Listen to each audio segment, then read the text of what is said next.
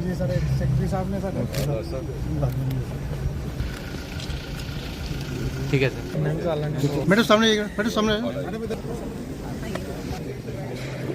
Principal GMC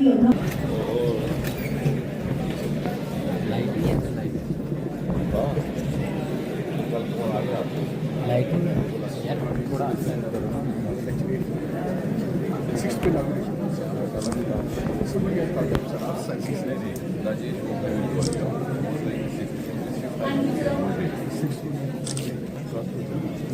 I'll discuss. Because he wanted me also to be there. Wherever एक पूरा दिन free का session है, मैं तो उसी दिन kept it around 5:30. I was looking for it for many years. So it's a pleasure meeting you. And we are so proud of you.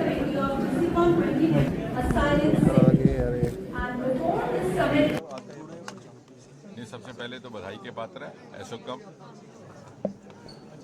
इस तरह की इस पैमाने की मेडिकल कॉन्फ्रेंसेस करने का अक्सर जम्मू के शहर में बहुत ज़्यादा रिवाज नहीं रहा है, तो एक बधाई के पात्र है एसोकम ने एक नई परंपरा प्रारंभ की है। एक राष्ट्रीय स्तर की इस प्रकार की गोष्ठी यहाँ पर आयोजित करके बड़ा रेलेवेंट विषय भी लिया, गट एक्सेस को लेकर के। बहुत सारी बीमारियाँ जुड़ी हैं क्योंकि हिंदुस्तान में एक ज़माने में ज़्यादातर कम्युनिकेबल डिजीज़ का बोलबाला होता था, फिर धीरे धीरे नॉन कम्युनिकेबल डिजीज़। अब लेकिन स्थिति ऐसी है कि कम्युनिकेबल डिजीज़ भी पाई जाती है जैसे ट्यूबरक्लोसिस इत्यादि, और non communicable disease heart attack, diabetes ना केवल अधेड़ उम्र में बल्कि कम अवस्था में भी होने लगे हैं।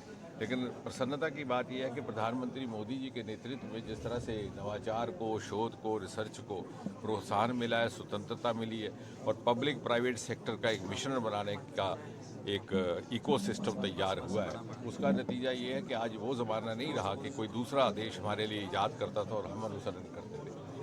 उसका सबसे बड़ा उदाहरण ये है कि कोविड के दौरान दुनिया का पहला डीएनए वैक्सीन हिंदुस्तान में ईजाद हुआ, ना कि किसी और मुल्क में, बल्कि हमने प्रधानमंत्री जी के आह्वान पर वैक्सीन मैत्री के कार्यक्रम के अंतर्गत इसे दूसरे देशों को भेंट किया। और ये बात इसलिए भी महत्वपूर्ण है, जब आप आम नागरिक को ये समझाएंगे कि एक ज़माने में जिसमें बहुत देर नहीं हुई, हिंदुस्तान को स्वास्थ्य सेवाओं के लिए बड़ी गंभीरता से नहीं देखा जाता था।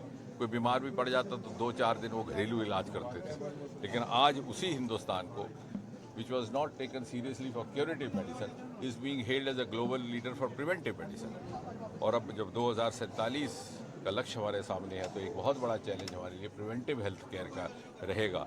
उसको शोध करके मुझे खुशी है, उस दिशा में भी बहुत सारे वैक्सीन्स हिंदुस्तान में बनाने शुरू हुए। बायोटेक्नोलॉजी के विभाग ने प्राइवेट सेक्टर के साथ समन्वय करके HPV वैक्सीन, जो कि सर्वाइकल कैंसर में लागू होता है, इसी तरह हम डेंगू वैक्सीन पे बात कर रहे हैं। जीन्स को लेकर के हीमोफीलिया का इजाद, सिकल सेल डिजीज़, क्योंकि इत्तेफाक से ये वर्ष बिरसा मुंडा का वर्ष भी है, तो वो जो ट्राइबल कम्युनिटीज़ में काम करते थे उसको एक तरह के समर्पित करके हमने सिकल सेल डिजीज़ का भी पहला उपचार इंडिजिनस निकाला है। पहली बार एक एंटीबायोटिक एरिथ्रोमाइसिन भी हिंदुस्तान में जाता, और ये सारे के सारे काम गत 5-6 वर्षों में हुए हैं, क्योंकि प्रधानमंत्री जी ने प्राइवेट पब्लिक सेक्टर की बंदिशों को लांघ करके एक व्यापक इकोसिस्टम निर्माणित करने में हमें सहयोग भी दिया और हमें प्रोत्साहित भी किया।